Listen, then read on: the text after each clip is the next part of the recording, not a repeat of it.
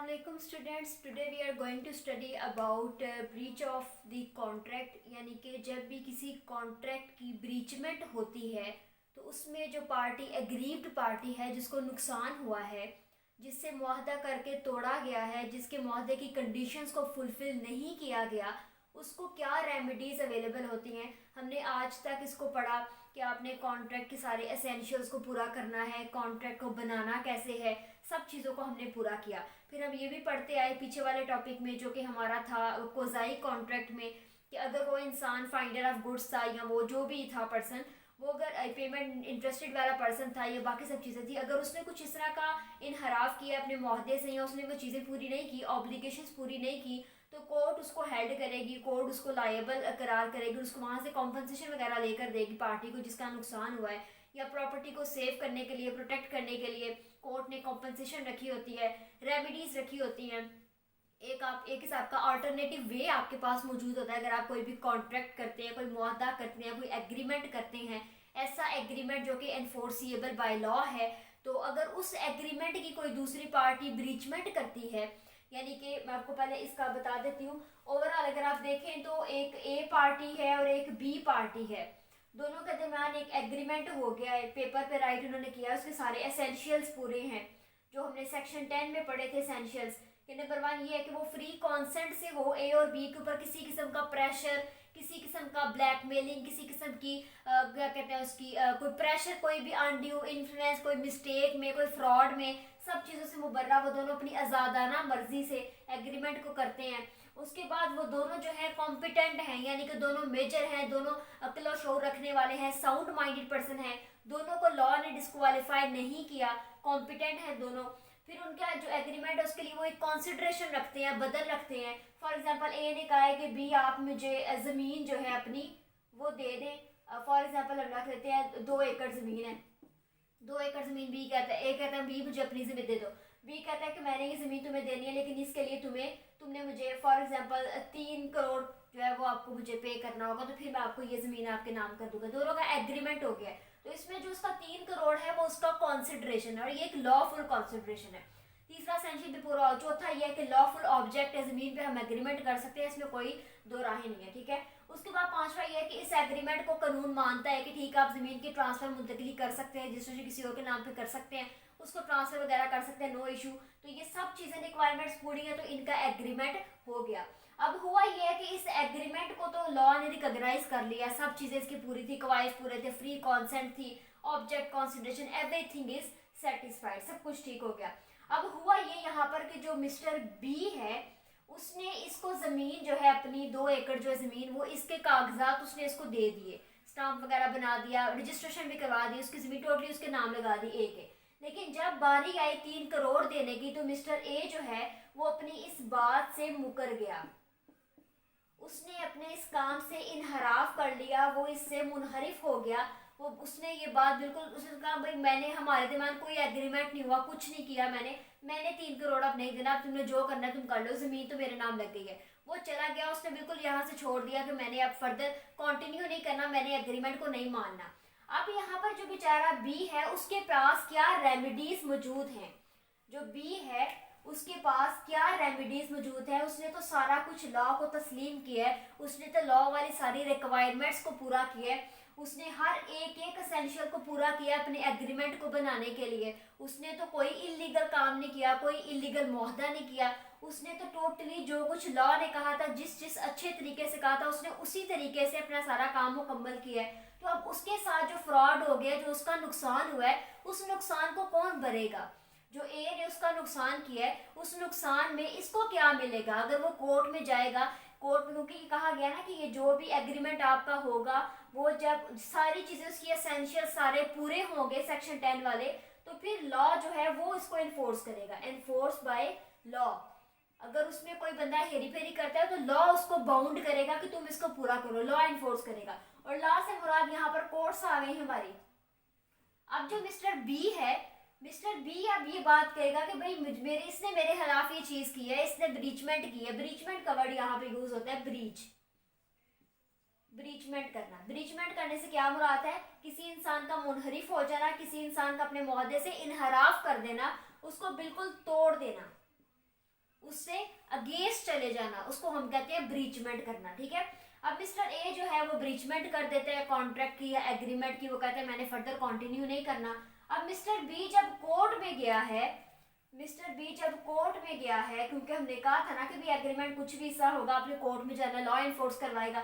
अब mister B जब court में गया तो उसको क्या रेमेडीज मिलेगी, कोर्ट उसको क्या देगी, क्या किस तरह से कॉम्पनसेट करेगी, क्या उसकी वो जमीन वापस ला कर देगी, क्या वो उसको पैसे देगी, क्या वो ए को जेल कर देगी, क्या वो ए को कोई बारी कीमत अदा करने के लिए कहेगी, क्या वो ए की प्रॉपर्टी को दोबारा से कर देगी, इसके नाम लगवा देगी एक्स्ट्रा के तौर पर, या जो उसको टाइम हुआ है, जिसको नुकसान हुआ है, उस नुकसान की भरपाई लॉ जो है, कोर्ट्स जो है वो कैसे करेगी। इन सब चीजों को हम लोग कहते हैं रेमेडीज, यानी कि इन इजी वर्डिंग हम इसको कह सकते हैं कॉम्पेंसेशन, जिसको हम कहते हैं किसी भी नुकसान की भरपाई करना, उसका लॉस जो है उसको फुलफिल करना, एक जो खुला आपका एक आ गया खुला, उस खुला को भर देना, इन चीजों को हम लोग कहते हैं रेमेडीज। अब हुआ ये बी कोर्ट में चला गया है, बी कह रहा है कि अब भाई मेरे साथ ये मुआदा है, मैंने सब कुछ किया है कानून के मुताबिक, अब ए ने ब्रीचमेंट कर लिया है, तो अब आप मुझे भाई ये मुझे कोर्ट आप इन्फोर्स करवाएं, इसको कहें कि ये मुझे करे, मुझे इसका दे बदल कोई दे, कोई चीज़ दे कि मुझे कॉम्पनसेट हो, मुझे तो बहुत बड़ा नुकसान हुआ है।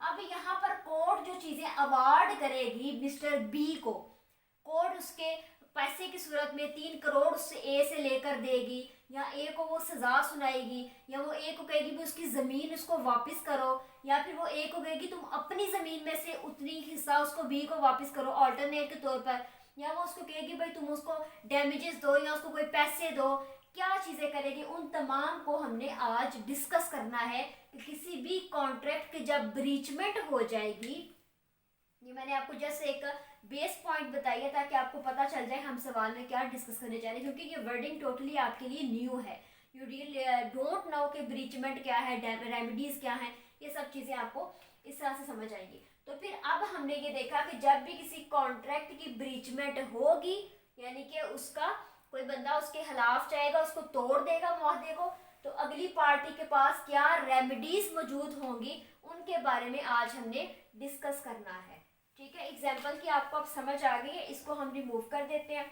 और उसके बाद हमने जैसे हम हर वीडियो में पहले अपने पास पेपर को डिस्कस करते हैं कि पास पेपर्स में किस तरह से इस सवाल को पूछा गया है और क्या ये सवाल इम्पोर्टेंट है कि नहीं है, तो हम फिर देखेंगे। तो 2016 से मैं देख रही थी 2016 से लेकर 2019 तक आपका रेगुलरली एनुअल में और सप्लीमेंट्री में इसी वर्डिंग में कि रेमेडीज बताएं, what are the remedies available to aggrieved party. Aggrieved party वो होती है जिसके ऊपर कोई जुल्म किया गया हो, जिस तरह से बी पर जुल्म किया गया था तो उसको हम एग्रीव्ड पार्टी कहते हैं। तो सवाल ये आया हुआ है, what are the remedies available to aggrieved party in the case of breach of contract, यानी कि जब कॉन्ट्रैक्ट की ब्रीचमेंट होगी तो जो अग्रीव्ड पार्टी है उसको क्या रेमेडीज अवेलेबल होंगी, आप उसको डिस्कस करें। बिल्कुल सिंपल प्लेन मीनिंग में उसने आपको ये सवाल पूछा हुआ है, और 2016 से लेकर 19 तक रेगुलरली रिपीटेडली उसने एनुअल में भी और सप्लीमेंट्री में भी इस सवाल को पूछा हुआ है। ये आप देख लें कि इसकी इम्पोर्टेंस जो है वो कितनी ज़्यादा है। बाकी फिर यह है कि कुछ सालों में, यानी कि उसके बाद चूंकि हमारा कानून भी थोड़ा मॉडर्न हो गया, एग्जामिनर भी थोड़े चालाक हो गए, तो फिर उन्होंने सवाल को थोड़ा सारा मोल्ड किया, उन्होंने फिर टर्म्स को यूज़ किया जो हम अंदर पढ़ेंगे कि रिसीजन बताएं क्या है, ऑल्टरेशन क्या है, नोवेशन क्या है, फिर उन्होंने उन वर्डिंग को बोला कि आप इसको इलेबोरेट करें। तो उसके लिए हम इसके अगले पार्ट में डिस्कस करेंगे कि वो टर्म्स क्या है, अगर वो आएंगे तो हमने फिर कैसे एड्रेस करना है सवाल को। अभी आपको पहले ये जानना ज़रूरी है कि कॉन्ट्रैक्ट की ब्रीचमेंट में आपको क्या कॉम्पनसेशन है जो आपकी कोर्ट जो है वो आपको अवॉर्ड कर रही है। ठीक है, ये सवाल को आपने छोड़ना नहीं, it's too much easy and too much repeated question important भी है। तो फिर जब हम स्टार्ट लेते हैं तो इंट्रोडक्शन में आपने सिंपली बता देना है कि जब भी कोई एग्रीमेंट होगा, ऐसा एग्रीमेंट जिसके सारे एसेंशियल्स पूरे हैं, इसको साथ साथ लिख देते हैं, तो आपने बताना है कि इससे नहीं लिखते, इससे थोड़ा सा ब्लर आता है, यूज लिखते हैं। आपने बताना है कि ऐसा एग्रीमेंट जिसमें सेक्शन 10 वाले सारे एसेंशियल्स पूरे हैं उसको हम कॉन्ट्रैक्ट कहते हैं और उसको लॉ एनफोर्स करता है। ठीक हो गया, इतना तो हमें समझ आ गया। अब उसके बाद फिर आपने बताना है कि जब कोई पार्टी ब्रीचमेंट करती है कॉन्ट्रैक्ट की, इस वाले कॉन्ट्रैक्ट की जिसको लॉ ने एनफोर्स करना था, उसको कोई पार्टी ब्रीचमेंट करती है, तो जो आपकी एग्रीव्ड पार्टी होती है, जिस पे जुल्म हुआ होता है, एग्रीव्ड पार्टी को सर्टेन रेमेडीज जो है लॉ अवॉर्ड करता है। उस चीज के बारे में हमने डिस्कस करना है, ठीक है। इंट्रोडक्शन में सिंपली आपने ये बताना है कि ब्रीच ऑफ कॉन्ट्रैक्ट क्या होता है, कि जब दो पार्टीज कोई भी एग्रीमेंट करती हैं कि हमने ऑफर एक्सेप्टेंस करके सब चीज़ें मुतय्यन कर दी जाती हैं, इस तारीख पर ये काम होगा, इस तारीख पर आप मुझे कंसिडरेशन या पैसे वगैरह देंगे, ये सर्विस होगी जो हम रेंडर करेंगे, ये गुड्स होंगे जो हम ट्रांसफर करेंगे, एलिनेशन इनकी होगी, ट्रांसफरेशन इनकी होगी, एक्सेट्रा। लेकिन हुआ यह है कि अभी दरमियान तक दोनों साथी चले हैं, तो एक साथी ने वहां पर दगा कर दिया और उसने उसकी ब्रीचमेंट कर दी है, वो वापस चला गया कि मैं फर्दर नहीं चल सकता, तो फिर जो चीज़ें आपको मिलनी है, जो कॉम्पनसेशन आपको मिलती है, उनको हम रेमेडीज कहते हैं। उसमें फिर आप थोड़ा बहुत टॉपिक को भी डिस्कस कर सकते हैं कि उन रेमेडीज में आपकी कैंसिलेशन आती है, ये आती है, वो आती है। वो जब सवाल पूरा पढ़ेंगे तो आपको इंट्रोडक्शन और कंक्लूजन लिखना आ जाएगा। इसमें जो एक चीज़ बहुत मज़े की है वो ये है कि बाकी सवालों में तो आपने 3-3, 4-4, 5-5 रेलिवेंट प्रोविजन याद किए, लेकिन इस वाले क्वेश्चन में आपने जस्ट 1 रेलिवेंट प्रोविजन याद रखना है, दैट इज 73। जो आपका सेक्शन 73 है कॉन्ट्रैक्ट एक्ट 1872 का, it deals about the damages in case of breach of contract. ये सेक्शन आपका, आपने रेलिवेंट प्रोविजन में सारी सेक्शन नहीं लिखना, आपने जस्ट रेलिवेंट प्रोविजन लिख के आगे लिखना है section 73 of contract act 1872 just. उसके बाद जब आपने इनको इलेबोरेट करना है, फिर आपने बताना है कि सेक्शन 73 जो मैंने रेलिवेंट प्रोविजन में लिखा है उसका मतलब क्या था। तो ओवरऑल अगर हम देखें तो 73 जो है वो डील करता है कि जब कोई बंदा आपके कॉन्ट्रैक्ट की ब्रीचमेंट करता है, जब कोई कॉन्ट्रैक्ट से अगेंस्ट जाता है, तो कोर्ट आपको डैमेजेस अवॉर्ड करती है। अब वो डैमेजेस क्या है, ये भी आपके लिए एक नई टर्म है, तो हम जब पढ़ेंगे तो आपको डैमेजेस की भी समझ आ जाएगी। उसके बाद हम आगे मूव करते हैं, तो आगे है मीनिंग और डेफिनेशन। मीनिंग और डेफिनेशन दोनों में से आप एक चीज कर लें। यहाँ पर ब्लैक्स लॉ डिक्शनरी की डेफिनेशन है जो कि कहती है failure to perform obligations of contract. Simple, Black's law dictionary ने डिफाइन आपने ये उसने जो डेफिनेशन दी है, ये उसने डेफिनेशन दी है आपकी ब्रीच ऑफ कॉन्ट्रैक्ट की, ब्रीच ऑफ कॉन्ट्रैक्ट की, कि हम कह रहे हैं कॉन्ट्रैक्ट की ब्रीचमेंट है। इससे क्या मुराद है, इससे मुराद ये है कि फेलियर, नाकाम हो जाना, फुलफिल ना कर सकना, failure to perform obligations. Obligations क्या होता है, ड्यूटी फिक्स्ड बाय लॉ, वो ड्यूटीज जो लॉ ने फिक्स की हैं। तो हमने पहले भी पढ़ा, चूंकि ये एग्रीमेंट है, इसमें जो चीजें हम लिख रहे हैं वो सारी लॉ ने प्रोटेक्ट की हैं। उसमें जो ड्यूटीज बनेंगी, जो राइट्स होंगे, उनको लॉ देख रहा है, लॉ सिक्योरिटी उसकी परफॉर्म कर रहा है, उसको सिक्योरिटी प्रोवाइड कर रहा है, ठीक है। तो फिर इसमें क्या हुआ कि उस आदमी ने फेल हो गया, वो नाकाम हो गया उन ड्यूटीज को पूरा करने में, फुलफिल करने में या परफॉर्म करने में जो कि लॉ ने फिक्स की थी ऑफ कॉन्ट्रैक्ट, उसके कॉन्ट्रैक्ट में। यानी कि किसी भी कॉन्ट्रैक्ट में जो ड्यूटी उसके ऊपर आ रही थी कि उसने पैसे देने हैं, 3 करोड़ देना है जमीन अपने नाम करवा के, तो उसने वो ड्यूटी परफॉर्म वो नहीं कर सका, तो फिर हम कहेंगे कि ये ब्रीच ऑफ कॉन्ट्रैक्ट है। उसके बाद फिर हम आ जाते हैं, अब आता है kinds of breach of contract, यानी कि किस किस तरह का इनहराफ वो आदमी कर सकता है। अभी तो हमने जो एग्जांपल पढ़ी उसमें मिस्टर ए ने जस्ट पैसे देने से इनकार किया था, लेकिन किस किस तरह की ब्रीचमेंट होगी तो हम कहेंगे कि ये ब्रीच ऑफ कॉन्ट्रैक्ट है, ये कॉन्ट्रैक्ट के अगेंस्ट जा रहा है। तो इसमें कुछ ये आती हैं, 4 ब्रीचमेंट्स लिखी हुई हैं। एक होती है माइनर ब्रीच, एक है मटीरियल ब्रीच, एक है एक्चुअल या फिर फंडामेंटल, दोनों में से कुछ भी कह लें ब्रीच, एक है कंस्ट्रक्टिव या फिर एंटिसिपेटरी ब्रीच। अब इसमें आपने देखना है कि माइनर ब्रीच क्या है, इनके आपने कॉन्सेप्ट्स लेने, इतना खास लिखने के लिए यहाँ मौजूद नहीं है। माइनर ब्रीच होती ये है कि इसमें आपको एग्जांपल ही मैं दूंगी। माइनर ब्रीच ये है कि एक मिस्टर ए है और एक मिस्टर बी है। मिस्टर ए ने अपना बनाना है घर, उसने एक घर बनाने के लिए इसको हायर किया मिस्टर बी को कॉन्ट्रैक्टर के तौर पर, एक कॉन्ट्रैक्ट इसके साथ किया कि मेरे घर में जितने भी जगह पे, जो उसने जगह बताई, यहाँ पे आपने जो खिड़कियाँ लगानी है उनका साइज इतना होना चाहिए, वो हवादार होनी चाहिए और फला जो भी उसने कंडीशंस रखी, ये उनके दरमियान एग्रीमेंट हो गया, उनके दरमियान कॉन्ट्रैक्ट हो गया। ए ने बी को कहा भाई आपने मेरे घर में जिधर जिधर मैंने आपको बताया उधर जो खिड़कियां लगनी है वो हवादार और बड़ी और शीशे वाली होनी चाहिए और वो आराम से टूटने भी ना पाए, विंड रेजिस्टेंट हो, ठीक है। उसके बाद हुआ ये है कि अब बी ने, अब मैं आपको बताने जा रही हूँ कि ब्रीचमेंट उसने कैसे की, और वो ब्रीच जो कि माइनर ब्रीच थी। उसने किया क्या कि उसने एक जगह पे ए ने उसे करने के लिए कहा था कि आपने 2 खिड़कियां लगानी है, लेकिन उसको याद नहीं रहा और उसने वहां पर 1 खिड़की लगा दी, ठीक है। ये तो इस तरह यानी कि मुआहदे में बिल्कुल थोड़ी सारी अगर आपने फुलफिलमेंट नहीं की तो वो माइनर ब्रीच कहलाएगी, ठीक है। टोटल जो एग्रीमेंट था, टोटल जो कंडीशंस थी, उन सबको आपने पूरा किया, लेकिन बिल्कुल थोड़ा सारा आप रह गए हैं, फेल हो गए हैं उसकी ऑब्लिगेशन को परफॉर्म करने के लिए, तो उसको हम कहेंगे कि ये क्या है, ये माइनर ब्रीच है, बहुत छोटे लेवल की ब्रीचमेंट है। उसके बाद सेकंड ब्रीचमेंट पे आते हैं। सेकंड ब्रीच है आपकी material breach. Material breach minor से थोड़ा सा अगर आप अबव आएंगे तो that's called the material breach.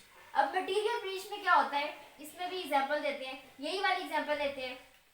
Material breach में हुआ ये कि उसने खिड़कियां उसने 2 कही थी ना, तो उसने 1 तो नहीं लगाई, वो तो हमारी माइनर हो गई।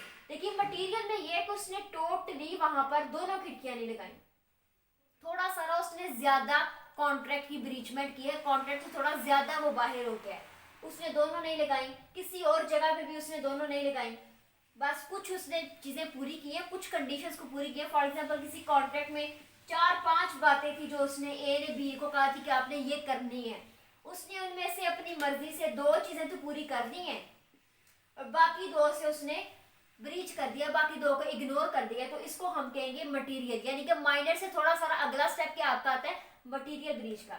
अब तीसरी और चौथी जो ब्रीचमेंट है ये जरा समझने की है। जो तीसरी ब्रीचमेंट है आपकी एक्चुअल या फंडामेंटल ब्रीच। इसमें हुआ ये कि उसने टोटली एग्रीमेंट को फॉलो नहीं किया, उसने टोटली जो एग्रीमेंट में कंडीशंस रखी गई थी उनको फॉलो नहीं किया, यानी कि 4 के 4 पॉइंट्स ही उसने नहीं माने।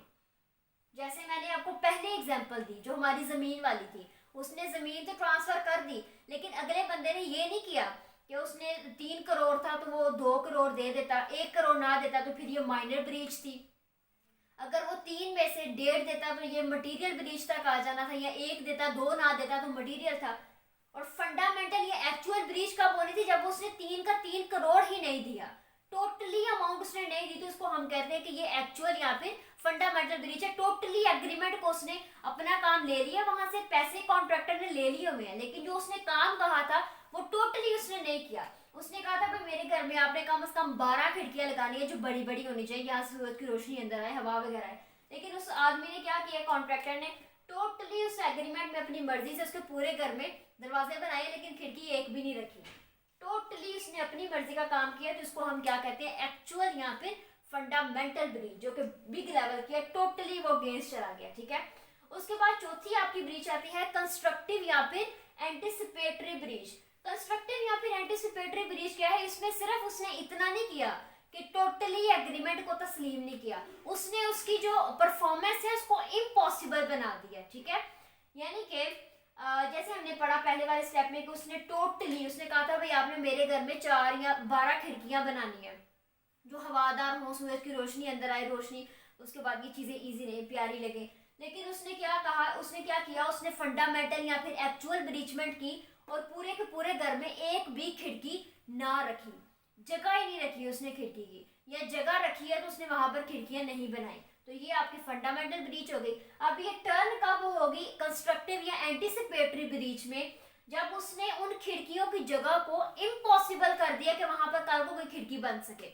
उसने वहां पर सीमेंट की दीवारें खड़ी कर दी हैं, अब वहां पर बिल्कुल भी स्पेस नहीं दिया। अब उसको जो उसका जो ओनर है, मालिक जो मिस्टर ए है, उसको पहले वो दीवारें हटानी पड़ेंगी, उधर लहदा से पैसा आएगा, उसके बाद फिर वहां पे खिड़की, यानी कि एग्रीमेंट को सिर्फ कैंसिल नहीं करना, सिर्फ उसकी ब्रीचमेंट नहीं करनी, उसकी परफॉर्मेंस को भी इम्पॉसिबल बना देना, ठीक है। यानी कि जस्ट उसने अपनी मर्जी, कैसे मैं लिखूं आपको कैसे समझाऊं, यानी कि उसने सिर्फ कह सकते हैं सिर्फ उसने फंडामेंटल ब्रीच नहीं की, बल्कि उसको फर्दर काम के लिए इम्पॉसिबल बना दिया, इम्पॉसिबल परफॉर्मेंस। ये चीज आपने याद रखनी है किसके अंदर, कंस्ट्रक्टिव या फिर एंटिसिपेटरी ब्रीचमेंट में।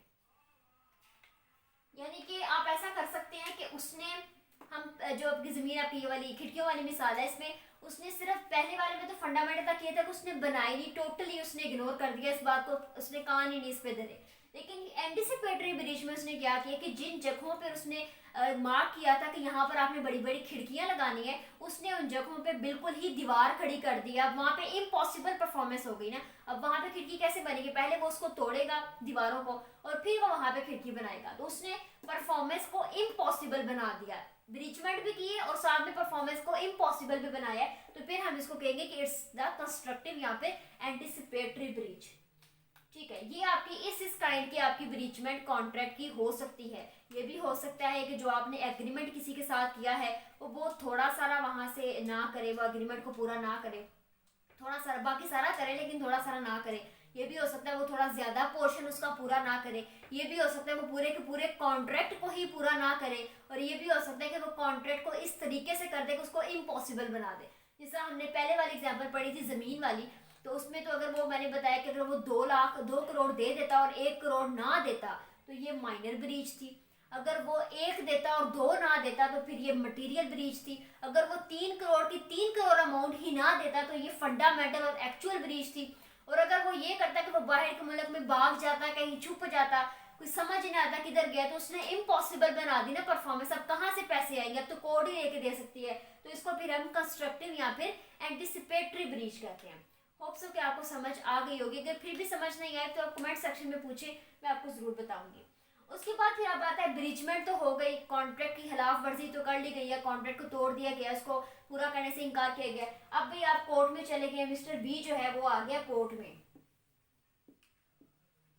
अदालत में आ गया कि अब आप मुझे रेमेडीज लेके दें, मुझे कॉम्पेंसेशन लेके दें। अब कौन कौन सी रेमेडीज उसके पास मौजूद होगी, कोर्ट के पास ऐसे कौन कौन से लॉलीपॉप्स हैं जो उसको देगा, क्या क्या टाइप की उसके पास रेमेडीज है, किन किन टाइप में वो उसका जो नुकसान हुआ है उसको फुलफिल करेगी, वो नुकसान, वो आपकी जो कॉम्पेंसेशन है उनको हम डिस्कस करते हैं। द वेरी फर्स्ट थिंग है, उसके पास जो रेमेडी है, उसके पास जो कॉम्पेंसेशन है वो है suit for cancellation of contract. जो मिस्टर बी है, सॉरी मिस्टर बी तो वो था ना जिसने चीजें पूरी नहीं की, मिस्टर ए है। मिस्टर ए जो है ओनर है, जिसका नुकसान हुआ है, जिसके कॉन्ट्रैक्ट को तोड़ा गया है, जिसके कॉन्ट्रैक्ट की ब्रीचमेंट की गई है। जब वो कोर्ट में जाता है तो पहली चीज जो उसके पास मौजूद है वो कोर्ट में जाके सिंपली जज को कहेगा, जज मैंने फर्दर कॉन्ट्रैक्ट नहीं करना, मेरा ये कॉन्ट्रैक्ट आप कैंसिल करवाएं। अब जब कॉन्ट्रैक्ट कैंसिल होगा तो जो कॉन्ट्रैक्टर है वो जितनी अमाउंट लेकर बैठा था वो सारी अमाउंट उसको रिटर्न करेगा और बाद में सारा एग्रीमेंट कैंसिल हो जाएगा, मनसूख हो जाएगा, नल हो जाएगा। जब खत्म हो जाएगा तो वो फिर किसी दूसरे कॉन्ट्रैक्टर को हायर करेगा और बाकी चीजें चलेगी। पहली जो उसके पास रेमेडी मौजूद है वो क्या है, कैंसलेशन ऑफ कॉन्ट्रैक्ट, कि वो कॉन्ट्रैक्ट को बिल्कुल कैंसिल करवा दे। वो जज को कहे कि भाई मैंने अपनी टर्म्स पूरी की थी लेकिन ये आदमी मेरे साथ सिंसियर नहीं था, लॉयल नहीं था, अब मैं फर्दर इसके साथ मूव नहीं कर सकता, आप मेरे कॉन्ट्रैक्ट को कैंसिल करवा दें। क्योंकि वैसे आमतौर पर होता ये है कि आप जो भी एग्रीमेंट करते हैं ना, ऐसा एग्रीमेंट जिसमें सारे एसेंशियल्स पूरे हैं सेक्शन 10 वाले, आप उसको तोड़ नहीं सकते, आप उसको कैंसिल नहीं कर सकते, आपको डैमेजेस पे करने पड़ते हैं, आपको कॉम्पेंसेशन देनी पड़ती है। लेकिन यहाँ पर अगर अगला पर्सन ब्रीचमेंट करे, उसको पूरा नहीं कर रहा, तो फिर आपके पास रेमेडी आती है कि आप उस कॉन्ट्रैक्ट को कैंसिल कर दें। तो पहली चीज उसके पास मौजूद है वो ये है कि वो सूट फाइल करे, केस करे कि जज साहब मैंने ये जो कॉन्ट्रैक्ट है ना इसको कैंसिल करवाना है, मैं इसको फर्दर मूव नहीं कर सकता। तो इस रेमेडी पे वो अवेल कर सकता है। जज जो है वो डिसीजन जारी करेगा, जजमेंट देगा कि मिस्टर बी आप जो अमाउंट आपके पास आई थी आप उसको वापस करें, 1-2 कॉम्पनसेशन भी साथ दें उसको, और ये कॉन्ट्रैक्ट फर्दर नहीं चल सकता। नंबर 1 रेमेडी आ गई कैंसलेशन ऑफ कॉन्ट्रैक्ट। अब इसी कैंसलेशन ऑफ कॉन्ट्रैक्ट की तो सिंपल टर्म में है ना, इसको कहा जाता है रिसीन। स्पेलिंग भी कुछ अनोखे सी है, RESCISSION, रिसीन। और रिसीन सिंपल अगर आप कहें ना मैंने रिसीन करनी है, रिसीन से मुराद यह है कि आपने कॉन्ट्रैक्ट की कैंसलेशन करनी है। और जो मॉडर्न एग्जामिनर है जो हमने पढ़ा 2019 के बाद से जो आ रहा है वो इसी चीज को पूछता है कि आप रिसीन को एक्सप्लेन करें कि रिसीन क्या है। ठीक है, फिर आपने कैसे एक्सप्लेन करना है ये हम पार्ट 2 में डिस्कस करेंगे। सिंपल आपने करना ही है कि यही चीजें वैसे ही लिखनी है। यहाँ पर आगे आपने remedies for breach of contract में पहली चीज लिख देनी है रिसीन। रिसीन क्या है, रिसीन का सिंपल मतलब है सूट फाइल करना, केस फाइल करना कि कैंसलेशन ऑफ कॉन्ट्रैक्ट हो जाए, कॉन्ट्रैक्ट टोटली तौर पर सिरे से ही कैंसिल कर दिया जाए। पहली रेमेडी आ गई। दूसरी रेमेडी जो अग्रीव्ड पार्टी के पास, जिसके ऊपर जुल्म हुआ है, उसके पास मौजूद है, वो है सूट फॉर डैमेजेस, कि वो कहे कि मेरा नुकसान हुआ है बहुत ज़्यादा, मैंने तो इसके साथ कॉन्ट्रैक्ट किया था कि ज़मीन मेरी इसके नाम हो जाएगी तो 3 करोड़ मुझे मिलेगा, 3 करोड़ में मैंने बच्चों की शादियाँ करवानी थी, मैंने तलीम का खर्चा था, ये था वो था, वो मेरे सारे सस्पेंडेड थे काम। अब मैं अगर मैं फर्दर न्यू कॉन्ट्रैक्ट करूँ या इस कॉन्ट्रैक्ट को कैंसिल भी कर दूँ तो मुझे नुकसान बहुत ज़्यादा होगा, क्योंकि मैंने पीछे से बहुत देर से इस चीज़ का वेट किया है। तो अब फिर वो कहेगा कि मुझे आप डैमेजेस लेकर दें, यानी कि आप मुझे व्यापारी करें नुकसान की, आप मुझे कोई कॉम्पेंसेशन लेकर दें जो मॉनिटरी फॉर्म में हो, पैसे की फॉर्म में हो। डैमेजेस की वैसे जो उर्दू होती है ना, उर्दू होती है हरजाना, हरजाना, ठीक है, इसको आपने याद रखना है, हरजाना। डैमेजेस कहते हैं हरजाना को, ठीक है। तो वो कहेगा आप मुझे हरजाना लेकर दें, आप मुझे पैसों की फॉर्म में। अब ये डैमेजेस जो है ये डिफरेंट टाइप्स के होते हैं, इसके ऊपर लहदा से भी वीडियो मौजूद है, टॉट लॉ में हमने पढ़ा था। डैमेजेस डिफरेंट काइंड्स के होते हैं। इन डैमेजेस की काइंड्स में आपके पास आते हैं, कुछ आपके पास होते हैं नॉमिनल डैमेजेस, ठीक है। अब नॉमिनल डैमेजेस क्या है? अगर आपका कोई लीगल राइट इन्फ्रिंज हो गया है, वर्डिंग थोड़ी आसान कर देती हूँ, लीगल राइट यानी कि ऐसा राइट, आपका ऐसा हक जो कानून ने मुतय्यन किया है, अगर आपका वो इन्फ्रिंज हो गया है, इन्फ्रिंज यानी कि किसी ने वो राइट आपसे ले लिया है, आपको वो राइट एनफोर्स नहीं करने दिया, आपको वो हक इस्तेमाल नहीं करने दिया, तो हम जो डैमेजेस फिर क्लेम करते हैं उन डैमेजेस को नॉमिनल डैमेजेस कहते हैं। यानी कि ये आपका एक केस था एशबे वर्सेस वाइट का, एशबे वर्सेस वाइट का। उस केस में हुआ यह था कि एक आदमी था, वो वोट कास्ट करने के लिए गया, फॉर एग्जांपल वो इमरान खान को वोट करने के लिए गया, तो वहां पर किसी दूसरे आदमी ने उसको रोक लिया, उसने किसी भी तरीके से या जो भी उसे फॉल्स में रखा कि आप नहीं जा सकते अंदर, तो वो बाहर ही रहा। एज अ रिजल्ट क्या हुआ, जब इलेक्शन का रिजल्ट आया तो इमरान खान जीत गया, लेकिन वो जो आदमी था ना जिसको वोट कास्ट करने से रोका गया था, उसने केस फाइल कर दिया, उसने कहा कि भाई इसने मेरा ये लीगल राइट है, जो हमारा कॉन्स्टिट्यूशन है 1973 का, उसमें जो आर्टिकल 8 से लेकर 28 तक है, they all deal about our fundamental rights, जो हमारे बुनियादी हकूक है, कोई रियासत कोई कानून हमारा वो बुनियादी हक हमसे नहीं ले सकता। तो उन्हीं राइट्स में मेरा राइट आता है, राइट टू वोट, कि मैं अपनी मर्जी से जिसको मर्जी जाऊं वोट दूं। तो ये इंसान कौन होता है मुझे वोट देने से रोकने वाला, ठीक है। उसने ये केस फाइल कर दिया कि इसने तो मुझे लीगल राइट में स्टॉप किया है, तो अब इसके आप मुझे कॉम्पेंसेशन लेके दें, मुझे डैमेजेस लेके दें। तो अगली पार्टी ने कहा कि भाई तुम्हें तो कोई नुकसान हुआ ही नहीं है, तुमने जिस पार्टी को या जिस लीडर को वोट देना था वो तो जीत किया, इमरान खान तो जीत किया, नुकसान तो तुम्हें हुआ नहीं। तो फिर कोर्ट ने यहाँ पर ये हेल्ड किया था कि ये मैटर नहीं करता कि आपको कोई नुकसान हुआ है कि नहीं। अगर कोई इंसान या कोई पार्टी या कोई हुकूमत या कोई लीडर या कोई आर्मी लीडर आपका जो लीगल राइट है उसको इन्फ्रिंज करता है, उसको स्टॉप करता है, आपको रोकता है वो इस्तेमाल करने से, तो कोर्ट जो है वो आपको कॉम्पनसेशन जरूर लेकर देगी, ठीक है। इस केस में फिर उस बंदे को जिसको रोका गया था वोट देने से, उसको नॉमिनल डैमेजेस अवार्ड किए गए थे। तो हर वो डैमेजेस जो कि लीगल राइट की इन्फ्रिंजमेंट में आपको मिले उसको हम नॉमिनल डैमेजेस कहते हैं, ठीक है। उसके बाद सेकंड आपकी टाइप आती है compensatory damages. Compensatory damages, compensatory damages क्या होते हैं? जो कि एज अ कॉम्पेंसेशन के तौर पर होते हैं आपके नुकसान की भरपाई के लिए। मैं गाड़ी चला रही हूँ, मेरी गाड़ी का शीशा किसी ने तोड़ दिया है, तो मैं कहूँगी भाई आप कॉम्पेंसेटरी डैमेजेस मुझे दें, जितने का शीशा मेरा लगता है ना उतनी आप मुझे पैसे दे दें, मैं ऐसे शीशा लगवा लूँगी, इसलिए हम कॉम्पेंसेटरी डैमेजेस कहते हैं। तीसरे आपके होते हैं स्पेशल डैमेजेस।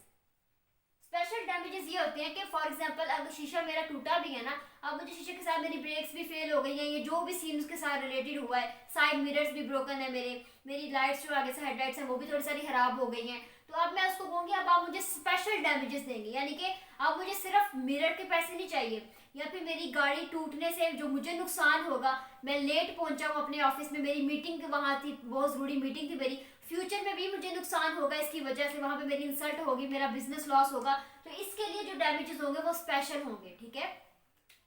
ऊपर वाले तो सिंपल फिक्स थे ना आपके, लेकिन इसमें यह है कि जिसमें चीजें वैरायटी हो। आपने देखा तो ये कि सिर्फ उसका मिरर टूटा है शीशा गाड़ी का, लेकिन वो उसमें से और चीजें भी निकाले, भाई शीशा टूटा मैंने इसको लगवाने जाना, मुझे देर हो जाएगी, वहां पे मेरी मीटिंग चल रही है ऑफिस में, वहां लेट में पहुंचा, मेरे बिजनेस का लॉस होगा, ये चीज वो चीज, तो उसकी चीजें भी ऊपारी करने के लिए, उसके उस नुकसान को बचाने के लिए, फुलफिल करने के लिए फिर जो डैमेजेस मिलती हैं उसको हम स्पेशल डैमेजेस कहते हैं। चौथी हमारी काइंड होती है जनरल डैमेजेस की। जनरल वो होते हैं जो कि आम होते हैं, अगर मिरर टूटा तो आपने मिरर के ही पैसे देने हैं, इसको हम जनरल डैमेजेस कहते हैं। उसके बाद आपके होते हैं मॉनिटरी डैमेजेस। मॉनिटरी डैमेजेस से मुराद है मनी वाले, यानी कि पैसे वाले। उसमें शीशे वाले में ये भी हो सकता है वो इंसान का, भाई मैं आपको शीशा ला के देता हूँ, मैं शीशा लगा देता हूँ, तो वो भी मॉनिटरी तो ना हो, लेकिन अगर वो कैश देगा, उसको पैसे देगा, तो फिर हम कहेंगे कि ये मॉनिटरी डैमेजेस है, ठीक है। फिर इसी तरह आपके और भी होते हैं, एक होता है कॉन्टेम्पचुअस डैमेजेस, कुछ आपके लिक्विडेटेड डैमेजेस होते हैं, कुछ आपके अनलिक्विडेटेड डैमेजेस होते हैं, ठीक है। लिक्विडेटेड और अनलिक्विडेटेड होते हैं। लिक्विडेटेड होते हैं प्री फिक्स्ड, यानी कि मैंने पहले से ही जिस बंदे के साथ एग्रीमेंट किया है, तो मैंने ये जो खिड़कियों वाला था, मैंने पहले कहा था अगर तुमने मेरे मुआहदे के खिलाफ तुम गए, अगर तुमने खिड़कियों में कोई सही इधर उधर की चीजें अपनी खुद से ऐड की, तो तुम मुझे 2 लाख दोगे, तुम कॉम्पनसेशन में डैमेजेस में मुझे 2 लाख दोगे। जिसको हम कहते हैं कि ये लिक्विडेटेड डैमेजेस से पहले से फिक्स कर दिए गए थे। हम दोनों पार्टीज में से जो पार्टी भी इस कॉन्ट्रैक्ट की ब्रीचमेंट करेगी, पूरा नहीं करेगी, तो वो इतने पैसे देगी, इसको हम लिक्विडेटेड कहते हैं, जो पहले से फिक्स कर दिए जाते हैं। और अनलिक्विडेटेड क्या होते हैं, जो कि पहले से फिक्स नहीं किए जाते, कोर्ट पे डिपेंड करता है कि वो कितने अवार्ड करेगी, सरकमस्टांसेस को देख के, अच्छा भाई शीशा टूटा है, साइड मिरर टूटा है, ये हुआ, आप टोटल अमाउंट ये तो 2000 में काम हो जाएगा, आप 2000 आप इसको दे देंगे। अनलिक्विडेटेड होते हैं जो कि पहले से फिक्स नहीं किए जाते। और कॉन्टेम्पचुअस आपके सिंपल ही होते हैं, जिसमें आपका लीगल राइट तो इन्फ्रिंज नहीं हुआ, लेकिन फिर भी एक गलत काम हुआ है उसमें। फॉर एग्जाम्पल अगर वो इंसान किसी म्यूजिक पार्टी में जाता, तो पार्टी में जाने से उसको रोका जाता, तो ये उसका कोई राइट तो नहीं है ना, लीगल राइट नहीं था, तो वहां से रोका जाता, गलत काम है। लेकिन इंसान अपने एंजॉयमेंट के लिए जा रहा है, उसको रोक रहे हैं, तो ये लीगल रॉन्ग है। एक लॉ ऐसे कहता है कि ये गलत काम है, आप ऐसे किसी की प्राइवेसी में डिस्टर्ब नहीं कर सकते। तो अगर कोई इंसान किसी दूसरे इंसान का लीगल रॉन्ग करता है उसके साथ, तो फिर जो डैमेजेस होंगे उनको हम कॉन्टेम्पचुअस डैमेजेस कहेंगे, ठीक है। उसके बाद कुछ आपके लीगल डैमेजेस होते हैं, वो डैमेजेस जो कि लॉ आपको अवॉर्ड करता है। कुछ आपके इक्विटेबल डैमेजेस होते हैं, वो जो आपकी इक्विटेबल कोर्ट्स जो है वो आपको ग्रांट करती है। तो फिर ये मुख्तलिफ किस्म के डैमेजेस हैं जो आपके आते हैं। तो यहाँ पर दोबारा वापस आते हैं, वो जो आदमी जिसके साथ नुकसान हुआ, एक को उसके घर की खिड़कियां नहीं बनी, अब हवा रोशनी नहीं आ सकती, तो उसके पास क्या क्या रेमेडीज मौजूद है। पहली रेमेडी तो ये है वो कॉन्ट्रैक्ट को टोटली तौर पर कैंसिल कर दे। दूसरी रेमेडी उसके पास ये मौजूद है कि वो डैमेजेस ले। अब डैमेजेस में भी आपने एक्सप्लेन करना है कि इन तमाम डैमेजेस में से वो कोई भी डैमेजेस अवार्ड करवा सकता है, कोई भी डैमेजेस के लिए कह सकता है कोर्ट को कि मुझे ये डैमेज चाहिए, ठीक है। उसके बाद एक चीज आपने ध्यान में रखनी है, 2 वर्ड होते हैं, एक होता है डैमेज और एक होता है डैमेजेस। एक है डैमेज और एक है डैमेजेस।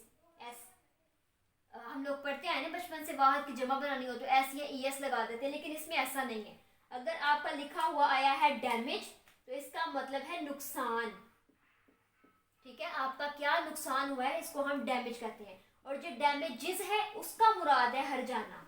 तो जब आपने यहाँ पे लिखना है ना सूट फॉर डैमेज, तो आपने सिर्फ डैमेज नहीं लिखना, उसका मतलब नुकसान हो जाएगा। आपने यहाँ डैमेजेस लिखना है, आगे एस लगाना है, जिसका फिर मतलब होगा कॉम्पनसेशन वाले डैमेजेस, पैसे वाले डैमेजेस, जो कि इन रिटर्न आपको मिलते हैं जब आप कोई पार्टी आपके साथ गलत करती है या आपका नुकसान करती है। अगला आपका जो तीसरा केस वो लेकर जाएगा, जो उसके पास रेमेडी मौजूद है, उसको हम कहते हैं सूट अपॉन क्वांटम मरवेट, ठीक है। ये लैटिन फ्रेज है, एक 2 लैटिन टर्म्स है हमारी, सूट फॉर क्वांटम मरवेट। इसमें होता यह है कि मेरिट के बेस पर फैसला किया जाता है। जो आदमी होगा ना, वो कोर्ट में जाके कहेगा जनाब ये सर्कमस्टांसेस थे, ये हमारा मुआहदा हुआ था, ये टर्म्स एंड कंडीशंस रखी गई थी, मैंने लॉ के मुताबिक सारी चीजें की हैं, अब आप मेरिट पे फैसला करें कि क्या इसका हल होगा, इसका क्या सॉल्व किया जाए, कैसे इसको कॉम्पनसेट किया जाए, आप बताएं क्या होगा, क्या कॉन्ट्रैक्ट को कैंसिल किया जाए, क्या डैमेजेस मुझे लेने चाहिए या मुझे इसको परफॉर्मेंस के लिए कहना चाहिए, क्या होगा, आप मेरिट पे फैसला करें। जब किसी भी केस का फैसला मेरिट पे किया जाता है, तो फिर हम कहते हैं कि उसने सूट किसके लिए किया, क्वांटम मरवेट के लिए।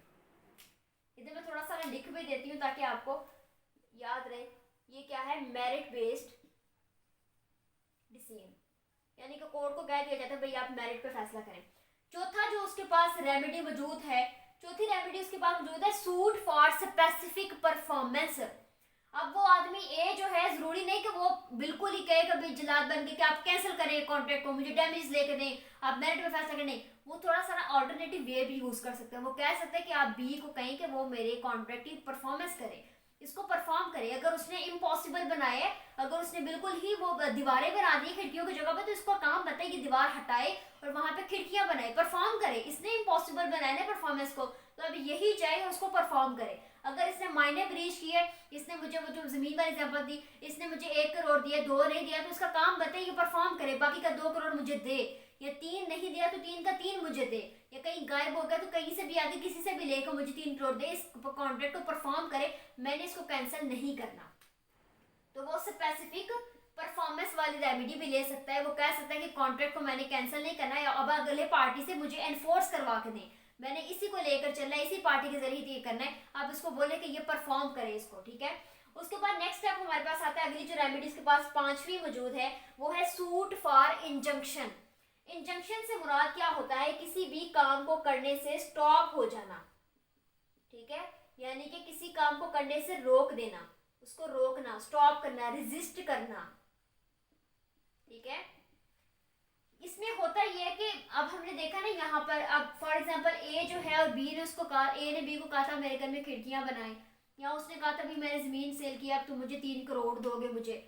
अब इसमें हुआ ये है कि उसने जो है सूट वो परफॉर्म नहीं कर रहा, वो 3 करोड़ उसको नहीं दे रहा। अब हुआ ये कि वो किसी और बंदे के साथ एग्रीमेंट करने लग गया, ये जो कॉन्ट्रैक्टर है ना वो साथ साथ इसका काम कर रहा है, तो ध्यान इसके ऊपर नहीं दे रहा, वो किसी और पार्टी के साथ, सी पार्टी के साथ भी एग्रीमेंट करने लग गया, वहां पर भी जमीन या घर वगैरह बनाने लगे, तो उसका ये राइट है, वो कर सकता है। लेकिन जो मिस्टर ए है ना, जब वो देखेगा ना कि ये जो मेरा काम कर रहा है ये ठीक तरीके से नहीं कर रहा, तो उसके पास ये भी रेमेडी मौजूद है ड्यूरेशन में, उस दौरानिए में जब वो टीचर जो बी है वो ब्रीचमेंट कर रहा है, या वो किसी और एग्रीमेंट में भी मुलविस है, वहां पे भी उसका दिमाग चल रहा है, तो यहाँ पे वो ठीक तरह से काम नहीं कर रहा, तो मिस्टर ए कोर्ट में आकर ये वाला रेमेडी ले सकता है सूट फॉर इंजंक्शन की।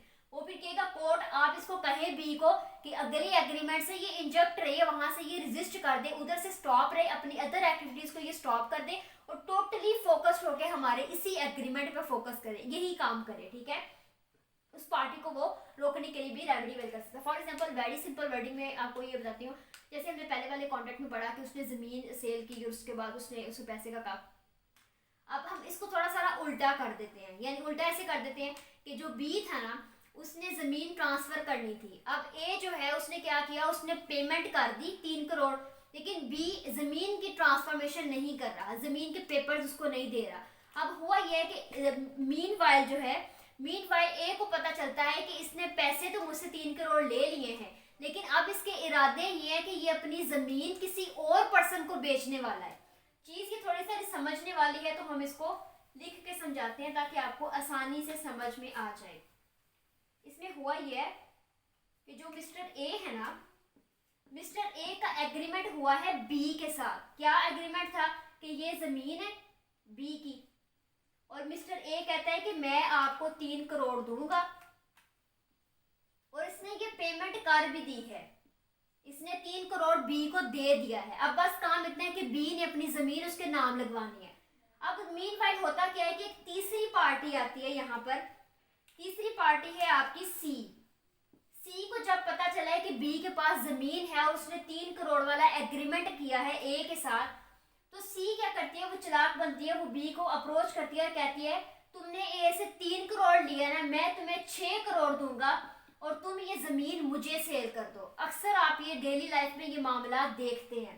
सी कहता है कि आप ये जमीन मुझे सेल कर दो। अब बी थोड़ा लालची है, बी कहता है कि ये बात भी ठीक है। अब बी चूंकि इसके एग्रीमेंट में बाउंडेड है कि वो ए को जमीन ट्रांसफर करे, क्योंकि उसने पेमेंट तो कर दी हुई है, लेकिन बी के इरादे अपनी जमीन इसको बेचने के बन रहे हैं, यानी कि वो यहाँ से अपने एग्रीमेंट की ब्रीचमेंट कर रहा है। इनके दरमियान तो डीलिंग ये हुई थी कि मैं तुम्हें 3 करोड़ दूंगा, तुम मुझे अपनी जमीन दोगे। अब उसने तो 3 करोड़ दे दिया, लॉ के मुताबिक अपनी ड्यूटी पूरी कर दी, अपनी ऑब्लिगेशन को फुलफिल कर दिया है। अब बी क्या कर रहा है, वो ब्रीचमेंट कर रहा है ना कॉन्ट्रैक्ट की, वो अपनी जमीन इसको देने के बजाय वो एक नई एग्रीमेंट में जा रहा है, ठीक है। तो जैसे ही इसकी नीयत की चीजों का पता जो है, अजान की ब्रेक लेते हैं थोड़ी देर के लिए।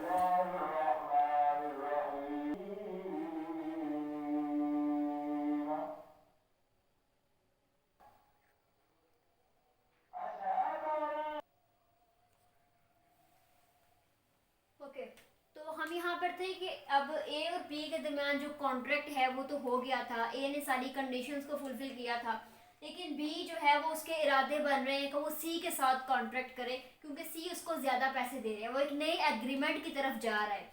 अब मीनवाइल इसके जो इरादे हैं इनका पता मिस्टर ए को चल गया है। अब वो ये कर सकता है कि इससे पहले कि वो कॉन्ट्रैक्ट को तोड़े भी, ए जो है वो कोर्ट में जाए और जाके सूट फाइल करे, सूट फॉर इंजंक्शन का, यानी कि कोर्ट फिर बी को लेटर जारी करेगी, उसको नोटिस भिजवाएगी कि आप जो अगला एग्रीमेंट करने जा रहे हैं, आप जो ब्रीचमेंट करने जा रहे हैं, आप वहां से रजिस्ट रहें, स्टॉप रहें, अब अगला एग्रीमेंट नहीं कर सकते। उसको अगली एक्टिविटी से रोकने के लिए जो मिस्टर ए है अपनी कॉन्ट्रैक्ट की ब्रीचमेंट को बचाने के लिए, अपने होने वाले नुकसान को जो फ्यूचर में आने वाला है उसको प्रिवेंट करने के लिए कोर्ट में जा सकता है, इंजंक्शन ले सकता है, और फिर इंजंक्शन के तहत जो बी है वो अगले वाला एग्रीमेंट नहीं करेगा, वो इसी के तहत इसी को ही जमीन सेल करेगा। ठीक है, ये भी एक रेमेडी एग्रीव्ड पार्टी के पास मौजूद होती है। उसके बाद जो हमारी नेक्स्ट वाली रेमेडी है जो कि लास्ट वन है वो क्या है, सूट फॉर रिफॉर्मेशन। अब सूट फॉर रिफॉर्मेशन में ये है कि जो ये है ना ए पर्सन ये भी कर सकता है, ए के पास ये भी रेमेडी मौजूद है, या जो हमारा पहले था जमीन वाला ओनर उसके पास ये रेमेडी भी मौजूद है।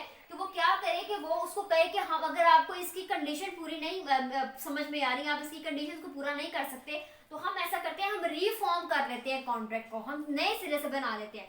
यानी कि इसी चीज को आपका जो एग्जामिनर है वो पूछता है नोवेशन के तौर पर, नोवेशन NOVATION, नोवेशन यानी कि आपका किसी भी चीज को नए सिरे से बनाना, न्यू कर देना, उसको हम नोवेशन कहते हैं। इस केस में आते हैं तो अगर ए को समझ आ रही है कि बी जो है वो खिड़कियां नहीं बना पा रहा है या उसने खिड़कियां नहीं बनाई, तो वो क्या करता है कि वो उस एग्रीमेंट को कहता है कि हम इसको नोवेशन करते हैं, इसकी दोबारा से नहीं करते हैं, हम नए एग्रीमेंट बताते हैं, 2 दीवारें तो अपने मुकम्मल बना दी है, बाकी की दीवारों में हम बड़ी बड़ी खिड़कियां रख लेते हैं, हम अपने कॉन्ट्रैक्ट को चेंज करते हैं, एक नए सिरे से फिर से कॉन्ट्रैक्ट बनाते हैं, पहले वाले कॉन्ट्रैक्ट को हम क्रॉस कर देते हैं। तो इस तरह की चीज को हम कहते हैं रिफॉर्म करना या फिर उसको नोवेशन में लेके आना। अब हमारा जिस तरह जो जमीन वाला मामला था, जमीन वाले मामले में भी ऐसा हो सकता है कि उसको जब पता चले कि वो 3 करोड़ नहीं दे रहा, वो ब्रीचमेंट कर रहा है, तो जो ओनर है वो ऐसा कह सकते हैं चलिए आप 3 करोड़ नहीं दे सकते, हम दोबारा से एक कॉन्ट्रैक्ट करते हैं, मैं जमीन आपको दूंगा लेकिन हम 2 करोड़ में जमीन की सेल परचेज कर लेते हैं। तो वो अपने कॉन्ट्रैक्ट पहले वाले फिर अल्टरनेट खत्म हो जाएगा पहले वाला, और नए वाला कॉन्ट्रैक्ट जो है लॉ फिर उसे एनफोर्स करेगा। तो ये आपकी कुछ रेमेडीज हैं जो कि एग्रीव्ड पार्टी को मौजूद, एग्रीव्ड पार्टी के पास मौजूद होती हैं और जिनको लॉ जो है वो एनफोर्स करता है। तो ये थी आपकी टोटली वीडियो, और इसमें आप देखेंगे 2 चीजें आपने याद रखनी है, एक है रेसियन की यानी कि कैंसलेशन ऑफ कॉन्ट्रैक्ट, एक है नोवेशन यानी कि रिफॉर्मेशन ऑफ कॉन्ट्रैक्ट, किसी भी चीज को न्यू बना देना, और तीसरी चीज जो होती है ना इसमें वो होती है ऑल्टरेशन। और ऑल्टरेशन से मुराद क्या है, किसी कुछ कंडीशंस को ऑल्टर कर देना, कुछ कंडीशंस को चेंज कर देना। ये 3 वर्ड्स हैं जो आपका मॉडर्न एग्जामिनर पूछ रहा है कि ब्रीचमेंट ऑफ कॉन्ट्रैक्ट में जो रेमेडीज एग्रीव्ड पार्टी के पास मौजूद होती हैं, उन रेमेडीज में जस्ट आप 3 चीजें एलैबोरेट करें। नंबर 1 आपका रेसियन, नंबर 2 ऑल्टरेशन, और नंबर 3 नोवेशन। रेमेडीज में ये 3 चीजें क्या हैं, तो फिर आपने बताना है कि रेसियन से मुराद है टोटली अपने जो कॉन्ट्रैक्ट है उसको कैंसिल कर दिया है, फर्दर इन्फोर्समेंट नहीं चाहिए, फर्दर पार्टीज की चीजें नहीं चाहिए, इसको एंड कर दें। ऑल्टरेशन है कि आपने जब देखा है यहाँ पे जैसे उसने 2-4 कंडीशंस थी ना, तो पता चला कि उसने 2 को नहीं किया, नजर में नहीं रखा, तो उसने बाकी 2 भी चेंज कर दी हैं, कुछ अपनी कंडीशंस में 5 बातें हैं, 2 बातों को चेंज कर दिया अगली पार्टी की कन्वीनियंस देके, उसके आसानी देख के। तो ऑल्टरेशन का मतलब क्या है, कुछ उसकी चीजें जो है वो चेंज कर दी गई हैं। और नोवेशन क्या है, टोटली आपने न्यू कॉन्ट्रैक्ट बना लिया, पहले वाले कॉन्ट्रैक्ट को खत्म, वो ऑलरेडी खत्म हो जाएगा और नई कंडीशंस के साथ, नई टर्म्स के साथ आपने एक नया कॉन्ट्रैक्ट बनाया, इसको नोवेशन कहा जाता है। तो एंड पे फिर आपने कंक्लूजन कर देना सारी चीजों के साथ। तो फिर से आप देख लें, इसमें सिंपल सवाल ही आता है कि ब्रीच ऑफ कॉन्ट्रैक्ट में जो रेमेडीज अवेलेबल होती है टू द एग्रीव्ड पार्टी, आप उसको एक्सप्लेन करें। तो आपने इंट्रोडक्शन में रेलेवेंट प्रोविजन में जस्ट एक सेक्शन है दैट इज 73 जो कि टॉक्स करता है about damages available to the aggrieved party in case of breach of contract. ठीक है, डैमेजेस की बात करता है। बाकी ये सब जो है ये भी रेमेडीज हैं जो कि एग्रीव्ड पार्टी के पास मौजूद होती हैं। तो पहले आपने बताना है कि है क्या ब्रीचमेंट, उसकी डेफिनेशन ब्लैकस्टॉ डिक्शनरी में। फिर आपने बताना है कि कौन कौन सी ब्रीचमेंट हो सकती है, किस किस तरह से वो आदमी मुनहरिफ हो सकता है अपने कॉन्ट्रैक्ट से, अपने मुआहदे से। फिर आपने बताना है कि रेमेडीज क्या मौजूद होगी, उसमें ये फॉलोइंग रेमेडीज, इनको एलैबोरेट करें। इन नामों के साथ इलेबोरेट करेंगे इसका। अगर उसने इन्हीं का पूछे तो फिर इन्हीं को बताएं, लेकिन इन तीनों को कैसे इलेबोरेट करना है हम पार्ट 2 में डिस्कस करेंगे, ठीक है। तो ये आपका टोटल सवाल था। इसको कॉन्ट्रैक्ट वाले पेपर में आपने जो भी चीज़ें बतानी है आपने इलस्ट्रेशंस के साथ और एग्जांपल्स के साथ बतानी है, ताकि एग्जामिनर को पता हो कि आपको कॉन्ट्रैक्ट मुआहदे वगैरह करने आते हैं और आपको चीज़ों की अच्छी तरीके से समझ है, ठीक है। तो जब भी आप रेलिवेंट प्रोविजन उसकी इलस्ट्रेशन एग्जांपल्स वगैरह लिखेंगे तो इट विल ये जो है ना वो एग्जामिनर पे अच्छा इंप्रेशन डालेगा और आपको नंबर भी अच्छे मिलेंगे। तो ये चीज़ें, बाकी आपका कोई भी सवाल अगर हो तो आप मुझे कमेंट सेक्शन में पूछें। मैं I will try my best कि आपको मैं जल्द से जल्द इसका रिप्लाई करूं। और वीडियोस को अपने दोस्तों के साथ शेयर करें। अगर आपने अच्छे मार्क्स लेने हैं, यूनिवर्सिटी में टॉप वगैरह करना है तो वीडियो को देखने